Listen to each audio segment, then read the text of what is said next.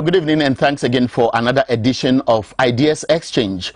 Today is the 1st of June, and it is very unique to me because June marks the beginning of the second half of the year. And so if you messed up during the first half, at least you have the second half to reflect on either resolutions or whatever you may have started, change gear and move into the second half to complete a year successfully. June is also dear to me because it is my birth month. And 5th June, which is the day I was born, is World Environment Day. The reason why I've used this to begin our conversation tonight on Ideas Exchange is that in Ghana, we have a Greening Ghana project. This project is witnessing an effort or an initiative by government to plant many trees. In 2021, for example, government spent a whopping 12.7 million cedis to plant trees. In 2022, government again is going to spend about 9.6 million cedis to plant trees. As we speak, the narrative is that many of the trees are doing well.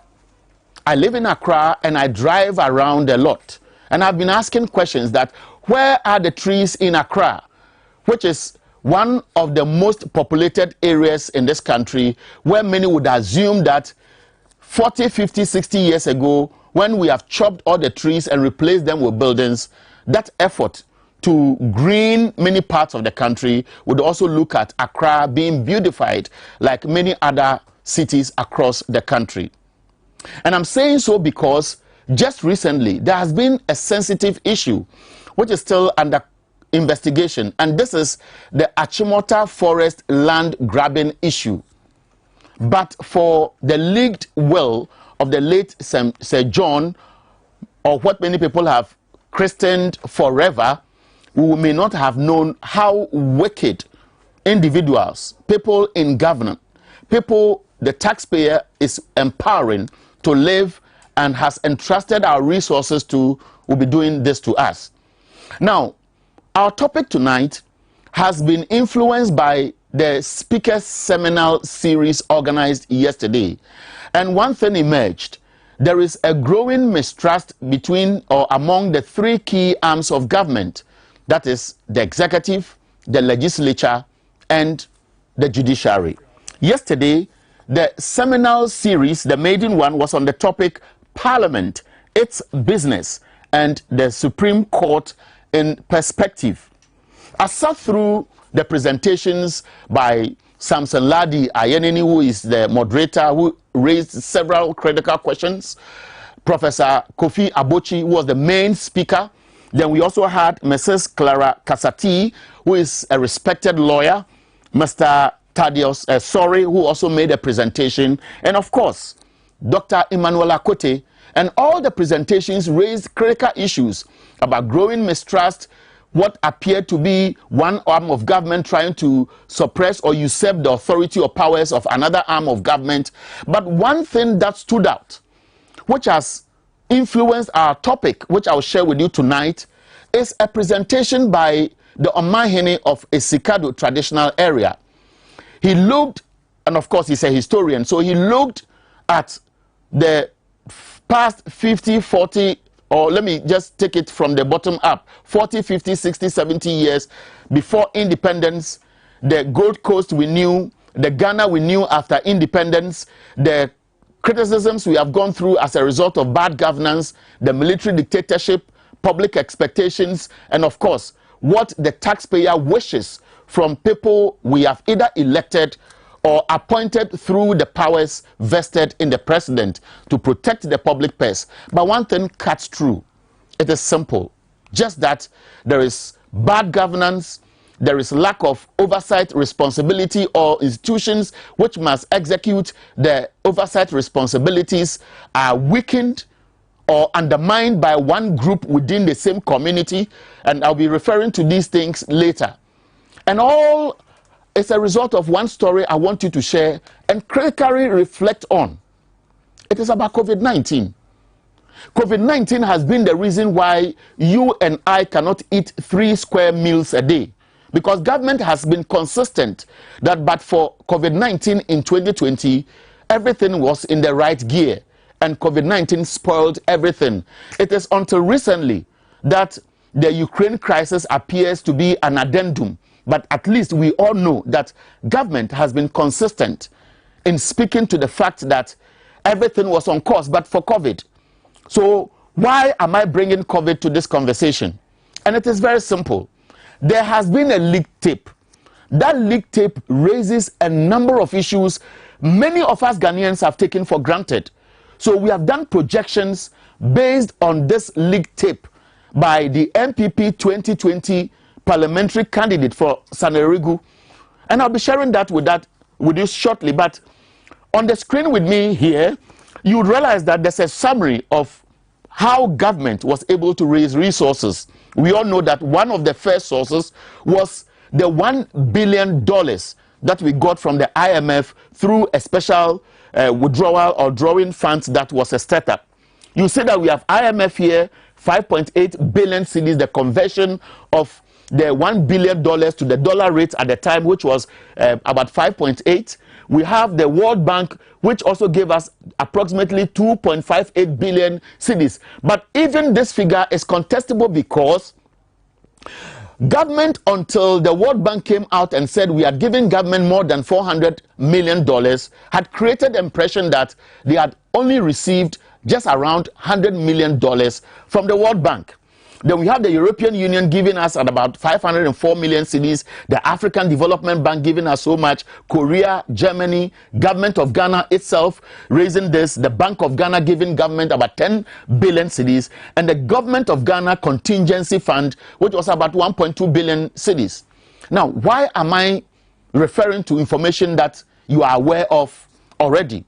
You would recall that there was an attempt by Parliament to pass a motion that will see the establishment of a bipartisan committee to investigate the expenses made from all the money government got from COVID. But that was thrown out.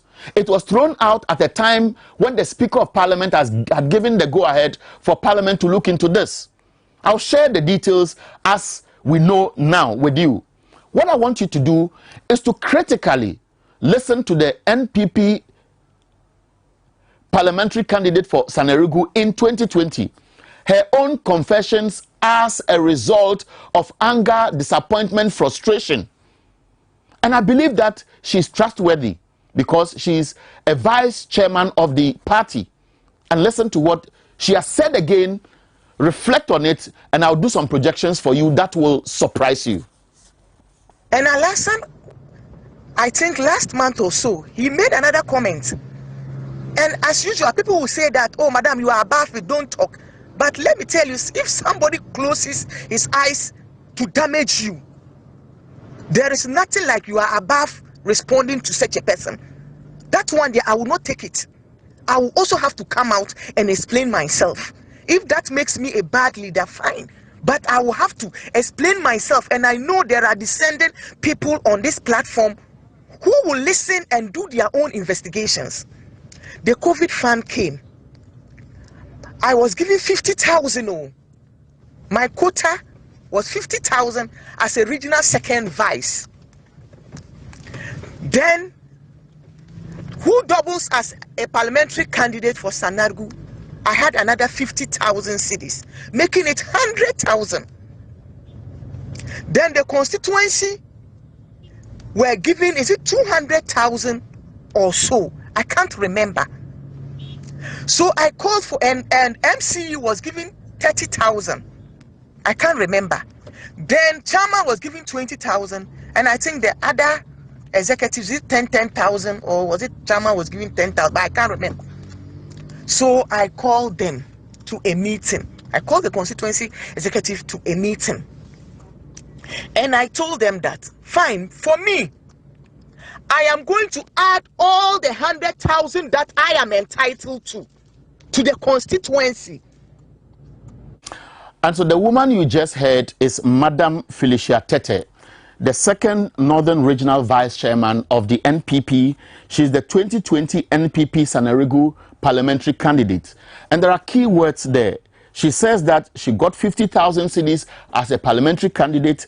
She got 50,000 cedis again as a second vice chairman of the NPP. She also knows that the constituencies received 200,000 cedis each. Then the MCE was given 30,000, the chairman was given 20,000, other executives got 10,000. Now look at the projection I'm trying to do. You'd realize that we have 275 constituencies in this country. And so if we are talking about all the 275 parliamentary candidates, Sanerigu is a very small constituency. The population size is very small. And at the time when the COVID peaked in Ghana, the Northern Belt, most parts of the Volta region, you are looking at most parts of the Bono region, were recording very few cases of coronavirus.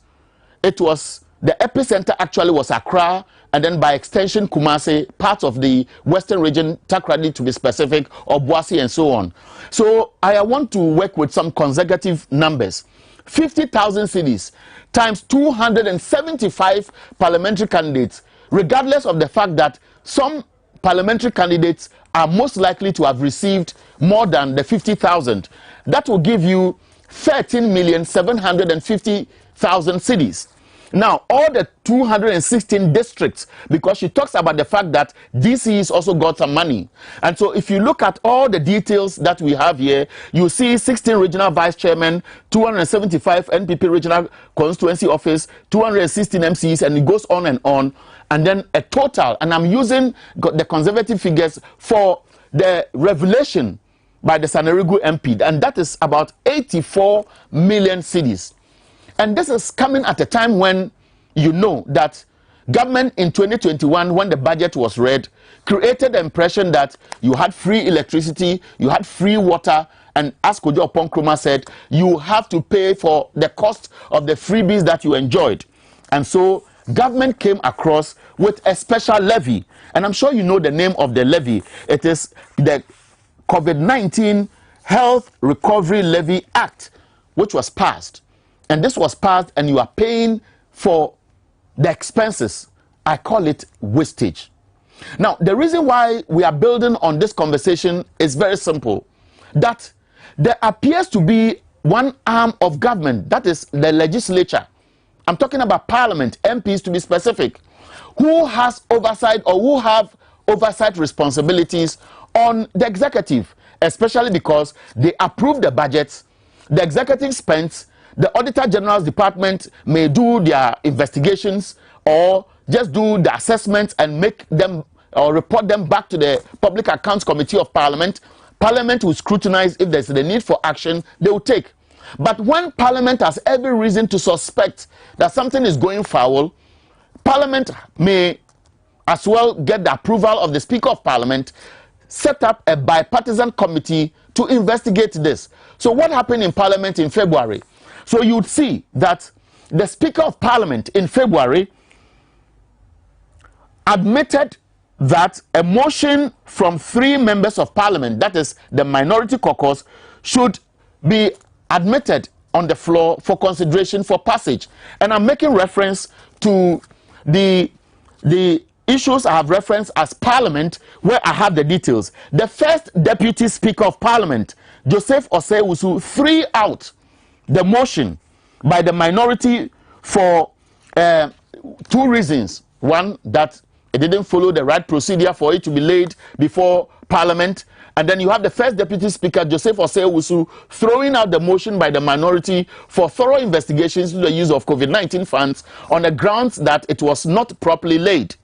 The ranking member for the Finance Committee of Parliament, Kaisel Atoforson, had prayed the House to constitute a bipartisan parliamentary committee to be chaired by a member of Parliament on the minority side. Then the Deputy Majority Leader, Alexander Afenyo-Markin, argued in his preliminary objection that the request will amount to Parliament usurping the powers of the Auditor General as prescribed by the 1992 Constitution.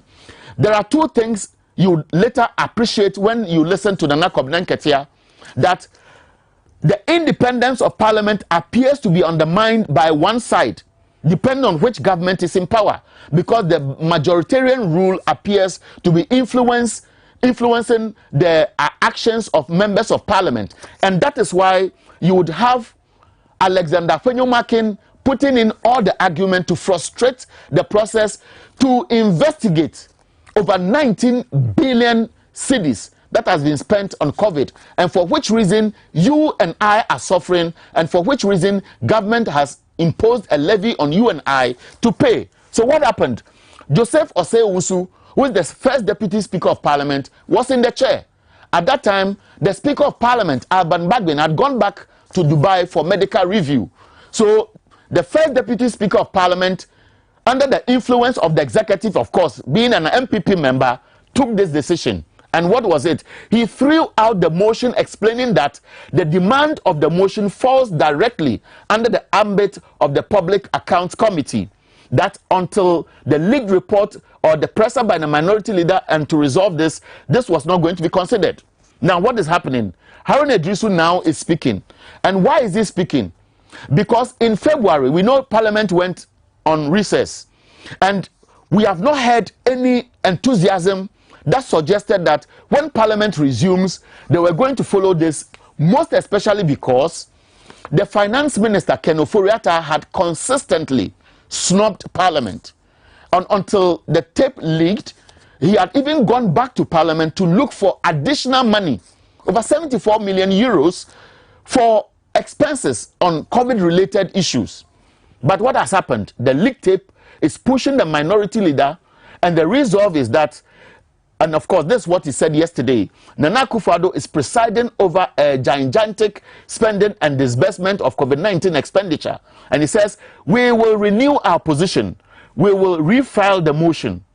And this is coming at a time when the health minister himself, Kweku Agyeman-Manu, has been in the news over procurement breaches involving over 3.4 million doses of Sputnik 5 vaccines, which he would have purchased for Ghana at a bloated cost of $19.5 per dose instead of the WHO approved one. And as we speak, we know that a committee of parliament has investigated the issue, found him culpable. The minority have moved or say they are considering a motion to get him out. I'll tell you why our topic, wastage, lack of oversight powers, and the abuse of the public purse at the expense of the taxpayer is very relevant. And I'll be walking into the office of the president, and I'll tell you why. But first, I want us to listen to Professor Agyeman-Duah. Now, Professor Bafo Agyeman-Duah spoke recently to one of the stations in Accra, Adom FM to be specific, and he was blunt that there is another wastage that is going on, and that is the Council of State. And listen to why he said so. Provisions are there, but to maintain an institution of this nature, this size, and this expense, just to advise the president, for me, Bronikasa, is superfluous. We don't use our resources efficiently and effectively. We don't seek to maximize the outcomes of what we seek by throwing our money at it. So, Intino, or Mansika Simenko Yen, a far Kasa structures American. Usha governance in Ghana, a year over bloated. So that is Professor Agyeman-Duah, and all of us know him very well, very humble man. He's the chief executive of the Kufuor Foundation, a former UN advisor. And of course, as we speak, he is also a fellow of the CDD, Center for Democratic Governance. And he was blunt. If the Council of State is there, and all these are happening, and the idea is that these are gray-haired people who have had all the experience, have had all the monies, are retiring, and all they wish for is for the best of this country. Why would the Council of State be sitting there at a time when government said because of COVID we are broke, we have to levy the people to pay ourselves and to see development, and so that same institution will bloat its own expenses? Samuel Okudzeto-Ablakwa is the MP for North Tong. He has been consistent in checkmating how the presidency operates. And he made something that is very instructive. And I'll share that with you on the screen. He says, and he talks about presidential staffers. And he says, the budget for presidential staffers, i.e. salaries, shot up from 136 million in 2020 to 823 million cedis in 2021, an increase of over 508.4%.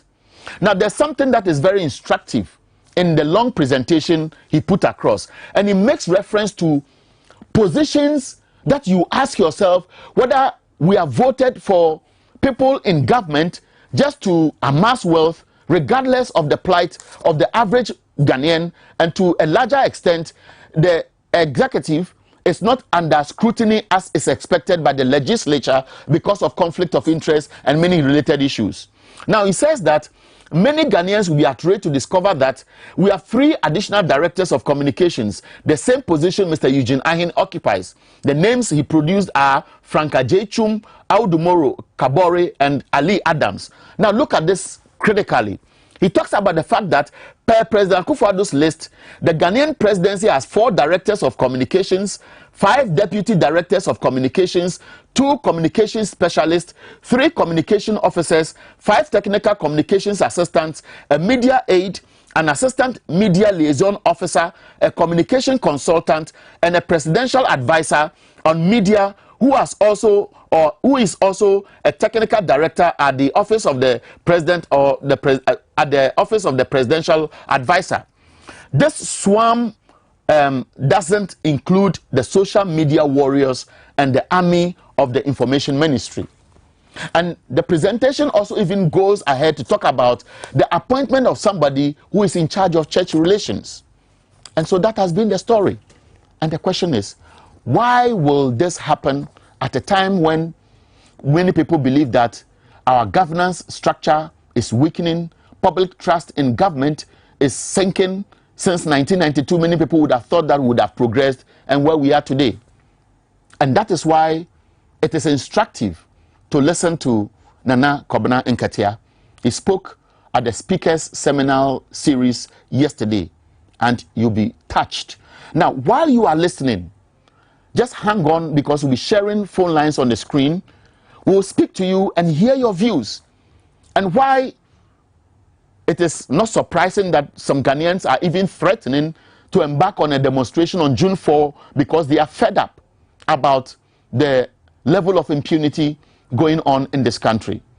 We will speak to a few of you who are able to make it before we go to speak to a governance expert who is also a lecturer at the Kwame Nkrumah University of Science and Technology. But first, I've provoked you enough.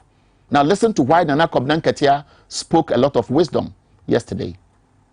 Distinguished ladies and gentlemen, cynicism and weariness engulf me whenever I encounter a body of Africans wearing the tag of politicians, most especially of the partisan kind.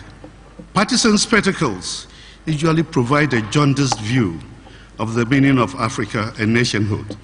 And when centered in adversarial politics, becomes a quest for hegemonic relationships that energize social divisions, mutual development, and becoming rarefied. Therefore, these 2 barbing qualities, perhaps Yasmo,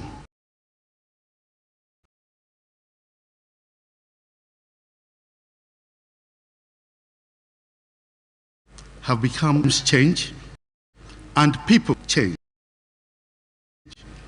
must always be adhered to and kept rigidly. A people are known as a people because of the principles they manifest. By being sincerity and integrity underlie my personal reason for honoring this invitation. Ladies and gentlemen, one may humbly inquire whether the principles or values manifested by the people who identify themselves as Ghanaians. What values do we find in the Ghanaian DNA? Are Ghanaian politicians or priests or parliamentarians or chiefs? For example, the models of Ghanaian values or principles? Please reflect on it. Thank you, Mr. Alban Babin, for reputed sincerity and integrity. I publicly thank you for that very inspiring and brilliant speech, which began with the end in mind. Nonetheless, I must also confess that I have wondered why I accepted to be here. Currently, I'm engaged in a hilarious but very absorbing research about Africa's marginalized indigenous institutions. I'm enwrapped by the marvelous, therefore, it has been very nice, and merging that with our current neo-colonial existence, which in itself is honorable, of course, through Western indoctrination systems, which some of us call it. We are now imbued with the wisdom of Eurocentrism. We have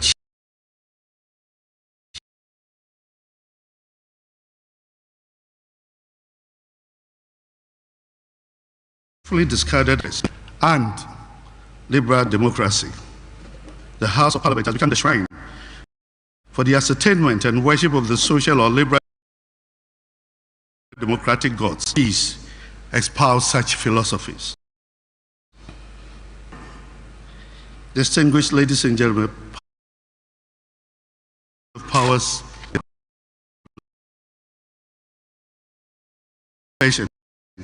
somewhat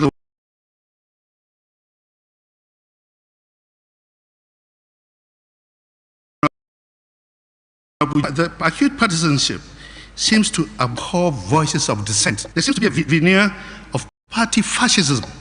It has been difficult to discern values devoid of a sign. Ghana seems diminished. Interestingly,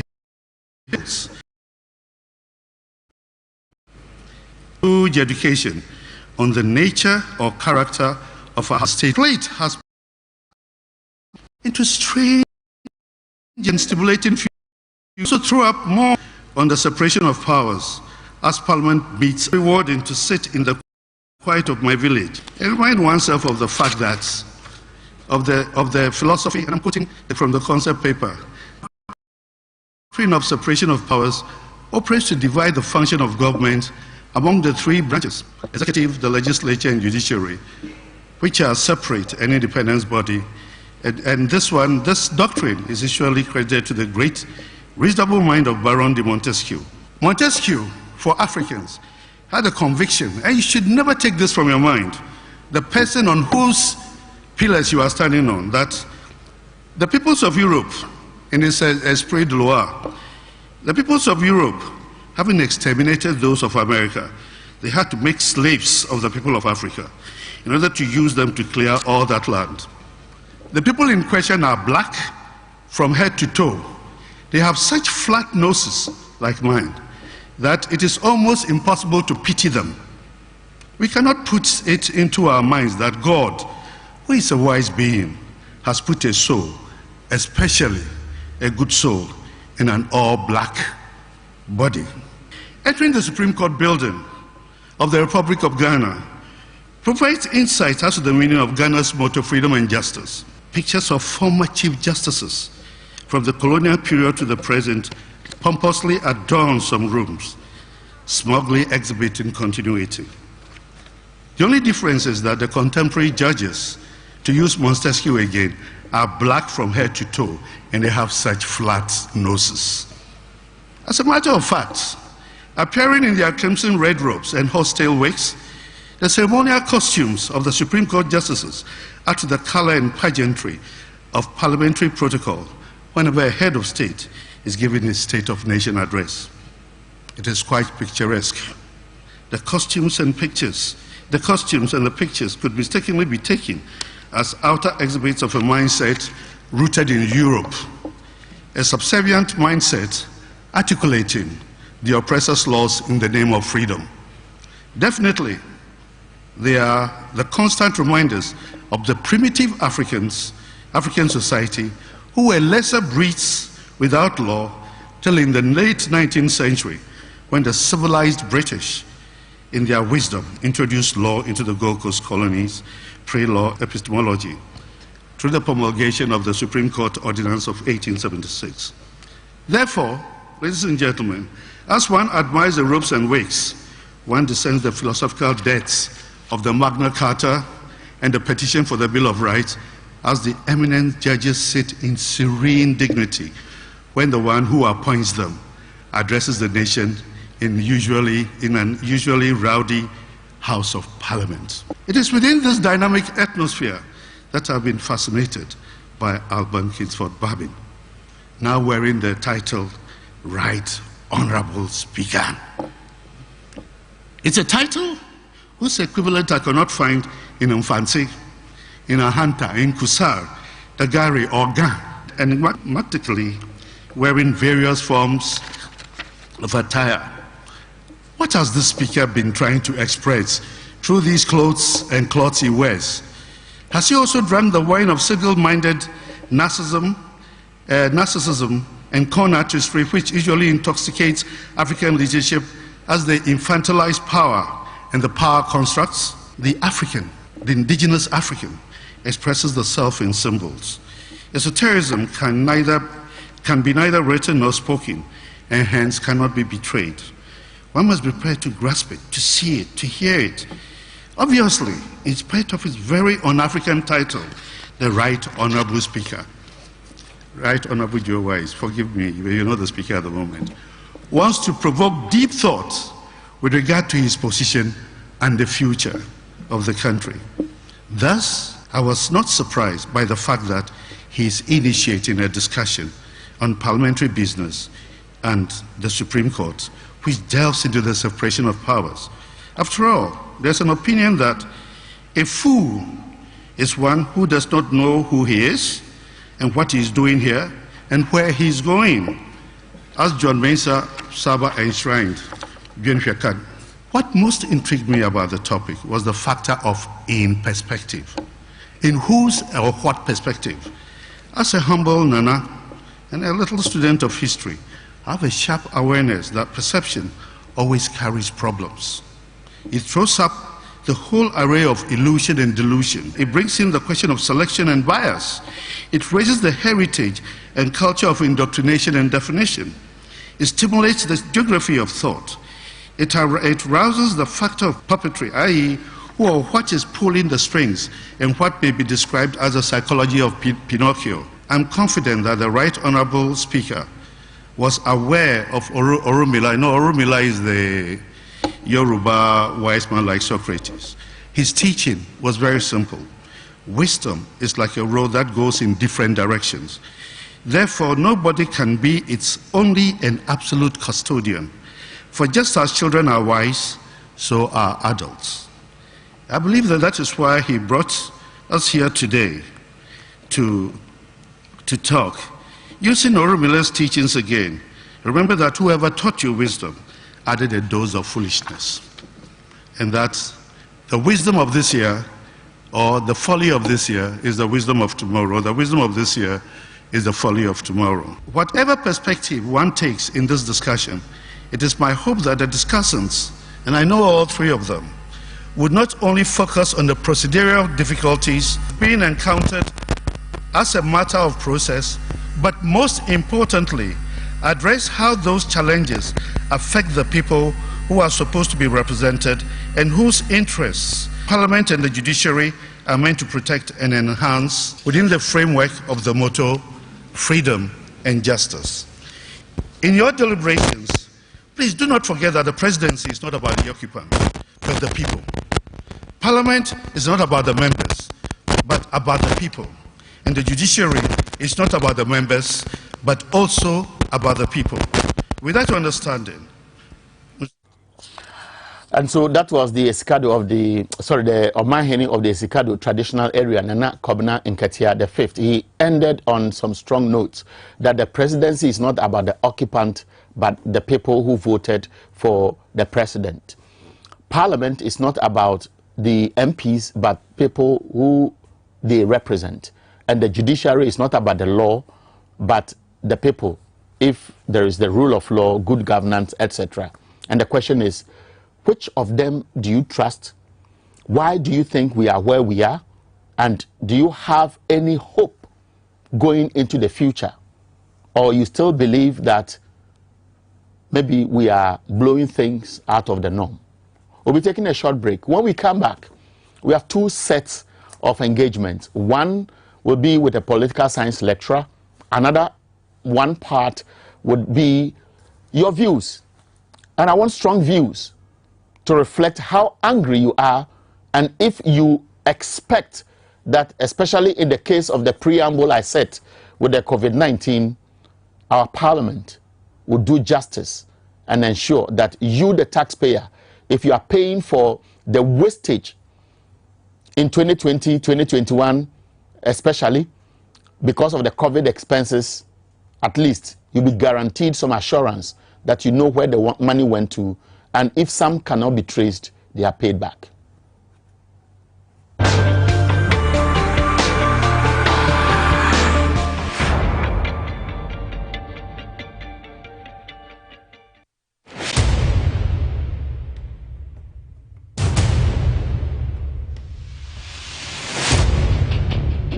The average human body mass should have at least 60% water for optimal performance in any physical or mental exercise. We can help you maintain it naturally.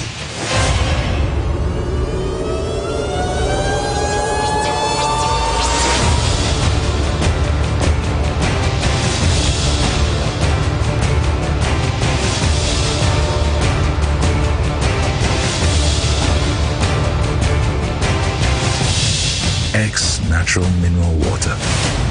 Simply natural.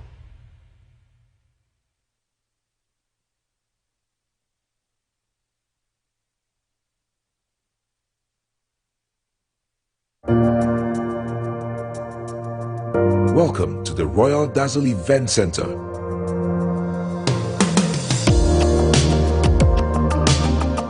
With a lush and well-maintained lawn and garden, you are assured of the best serene and comfortable atmosphere to organize all your family and social events.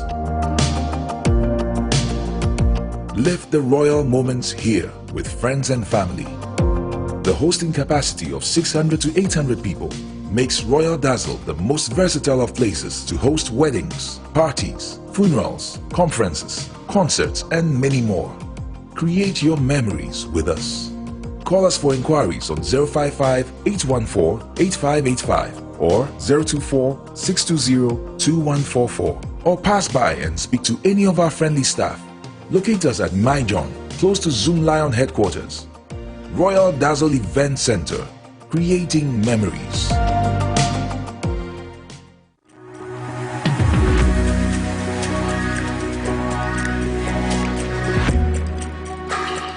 Best Wine is your one-stop wholesale and retail outlet for all your original favorite brands of wine, liquor, champagne at unbeatable prices.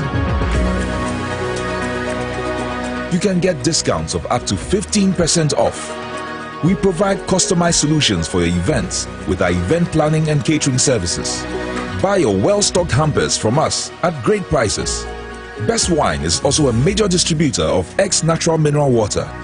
Locate us at number 34 Norte Nyanchi Street, Jowulu, or call 050-761-3900 for delivery or for more inquiries. Best Wine, caliber of wine and liquor at its best.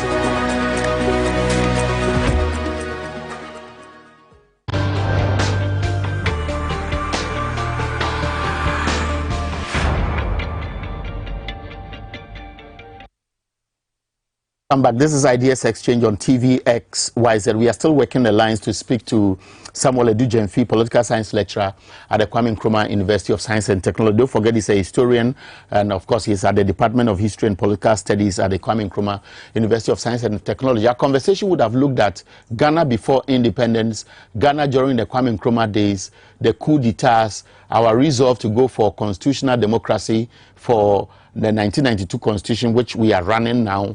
and what may have been failing us since 1992, in spite of the calls by IDEC, CDD, etc., for us to abolish the winner-takes-all policy, where we build a consensus to shape our governance and the policies to better your life and mine. While we are waiting to be joined by Samuel Edujemfi, we can now pick your calls. The numbers are on the screens: 0204-155-888 or 0204-155-944. Now, call us and let's brainstorm. This Ideas Exchange. Somebody's on the line already. Hello. Good evening.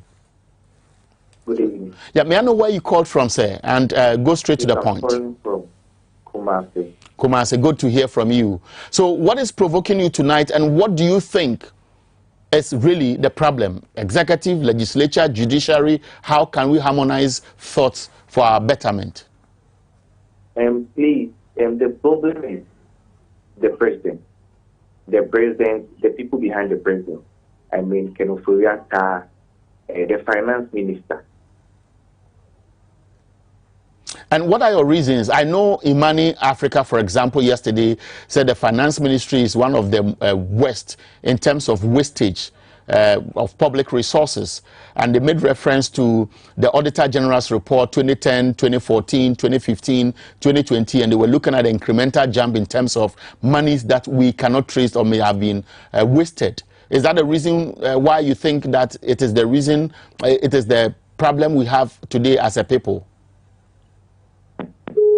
The line has dropped, but let me pick many calls, and while we are joined by Prof later on the program, I don't know if somebody is online, but the program is Ideas Exchange, and our topic is actually looking at governance. We are looking at weakened oversight system, and of course, we are also looking at how best we can move forward. Good evening, and thanks for joining Ideas Exchange on TV XYZ. Good evening. How are you? I'm fine, sir. Yeah. My name is Abu.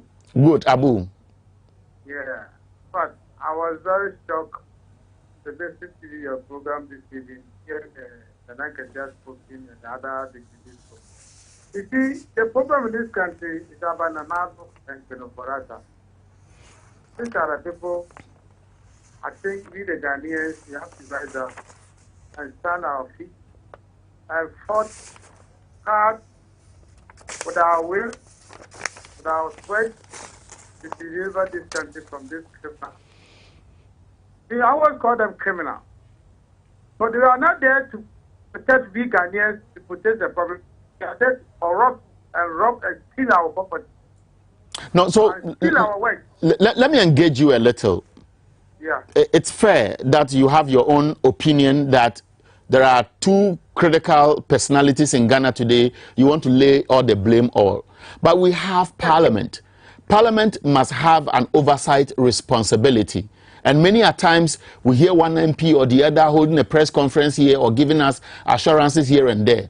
Would you say that Parliament is failing its role?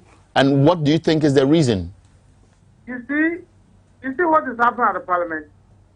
They are using their military and the police power to intimidate the parliamentarians, to harass them, even any time they want in for anything.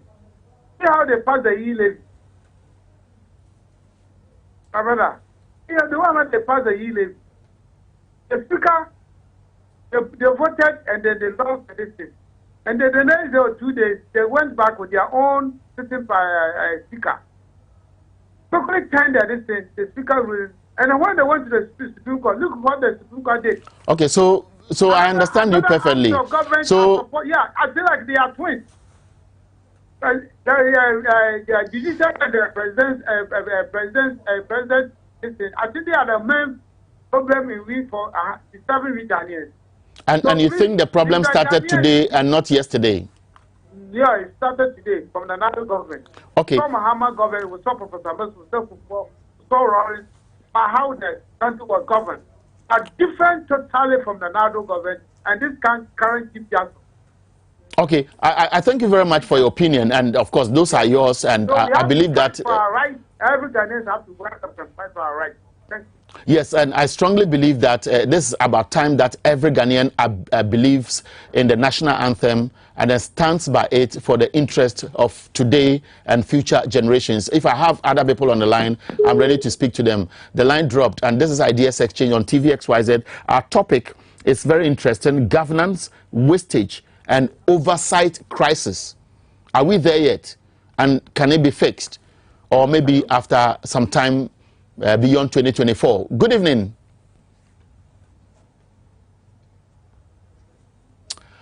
Yes, I heard you, and if...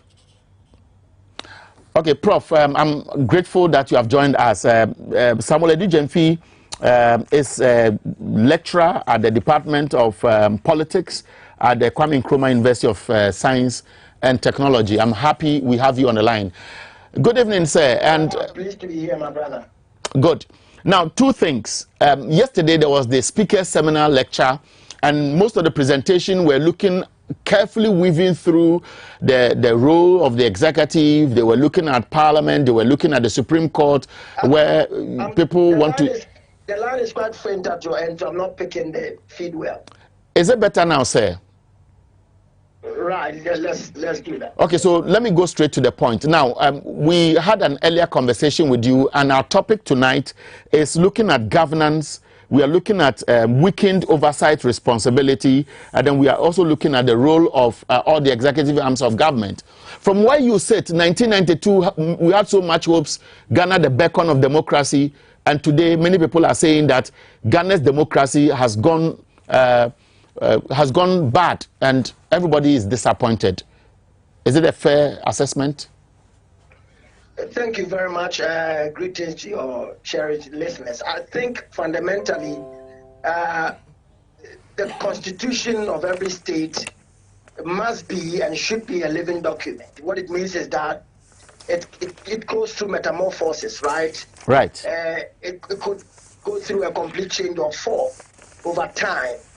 As a result of new ideas, new thinking, new philosophies that aim to, if you like, build the state or to challenge the status quo. Right. To that extent, because the law is made for the people and not the people for the law, the actual life of the people and the progress of the people should dictate, right, the voice of the law in the sense of crafting it, expanding it, amending it, and all the other things you can look at.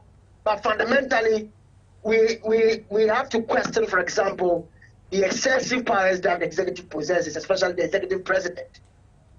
So that if you have a constitution that seems to give the executive a lot of leverage, what it means is that the executive can hold the country at ransom, and other indices or indicators within the state that could have allowed the state to function with no encumbrances would be under the whim and caprice of the executive head, because the executive head is the one who makes appointments, including appointing the police chief and all that.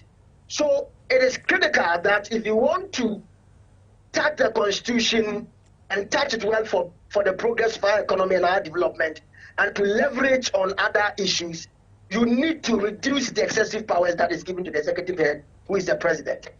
The second thing we need to look at in this constitutional democratic arrangement is the fact that there is the opportunity to unfetter the legislature from the executive, in a sense that if you have the legislature that is dependent on the executive arm of government makes appointment from the legislature, have an oversight responsibility over the executive.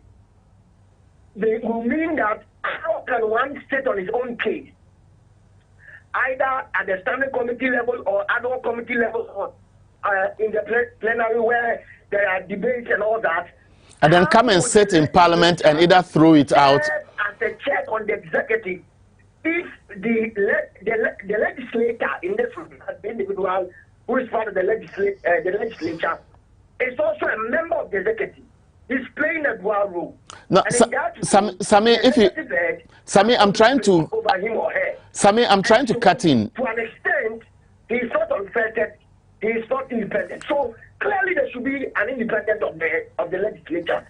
And okay. In the pristine form like Baron de Montesquieu, separation of powers and absolute separation of powers, of course. Okay, so Sami, unfortunately, I want to cut in. When there were parliament such as I'm struggling, but I wanted to cut in. If the producers can help me, I'm sure they can do some magic at the back end so that Sami can get me clearly, because initially he said he was having difficulty hearing me. Okay, so Sami, I wanted to ask this question. Just 2 days ago, the Speaker of Parliament was categorical that the budgetary allocation to Parliament had almost been halved, and releases were being slowed, and it was obvious that because of the altercation between the Speaker's office and the executive, i.e. how the e-levy, for example, is managed, the executive, which is supposed to be supervised by Parliament, which approves all budgets for the operations of the executive, appears to be strangulating Parliament, and Parliament is almost at the beck and call, if that is how somebody wants to stretch it, of the executive. And we also have the suspicion between Parliament and another key arm of government, the Supreme Court. So when it happens this way, would you say that our future is doomed, or there are prospects for review and something better ahead?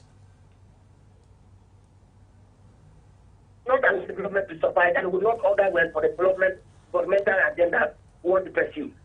The final leg I might want to also touch on is the fact that we should also look at the question of governance probably within what we know in the literature as altruistic motives.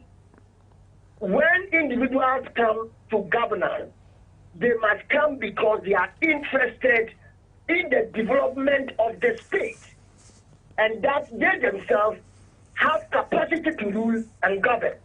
And that we should not only be interested in legitimation, i.e. it's a democratic constitutional state. People voted for them into power, therefore they have legitimacy, and therefore they have right to rule. That is not enough. If you elect, individuals who do not have capacity to govern, because voters are sometimes not rational actors, it doesn't matter how fine our constitution is. If we go out there to vote, right, individuals who do not have capacity to govern, the constitution in itself cannot save us, because those who lead do not have capacity. They do not have the kind of expertise, and secondly, they do not have the goodwill and the desire to serve the people, and to serve the people in a way that does not, enter into the streams of corruption that is like a putrefying sore, which has engulfed Africa and our state for that matter. So far as governance does not produce development, but governance in our case is about plundering the state, stealing from the purse of the state to buy houses and to own estates and to have, if you like, some homes abroad, and to send the country's money to mortgage the country's destiny and put it in the hands of others, then we have no future. So governance in itself must provide development. But if it will not provide development, and if those who are prosecuting the agenda of governance themselves do not have the interest of the state at heart, then the constitution will not just be enough. Because those who will be even acting as checks on the individuals who are supposed to do what is right, if they themselves do not also have altruistic motive or the desire to make the state work, and there is corruption also in that realm, then we have crisis. So unfortunately, we don't have much time. Samuel Edu Jemfi is a lecturer at the Kwame Nkrumah University of Science and Technology. Unfortunately, our time is up. I believe that you would appreciate what we have done with him. But it's been very instructive listening to him, because when he was wrapping up with the way people will loot and then amass wealth, then become so powerful, and they end up buying you and I, either to shut us up and watch the rot going on, or we are too scared because they are using state institutions to suppress, to harass, to put fear in you. What is most likely to happen could be a failed state. And those who understand what a failed state is will appreciate where or what I'm referring to. I'm ending this program on a very strong note that if you are a Ghanaian and you believe that these three arms of government are taking a chunk of our resources by way of your sweat as a taxpayer, it's about time you join the call for either an immediate constitutional review or empower Parliament. If you cannot do so to the judiciary, because none of us can influence them, then let us all empower Parliament, or those in Parliament who are bold enough to speak truth to power and to ensure that we bring the executive to check and protect what can develop your road or improve your life. My name is Erica Hianyo. Thanks to all the producers, and I believe that next week we'll have another exciting topic and you'll be part of it. Bye for now.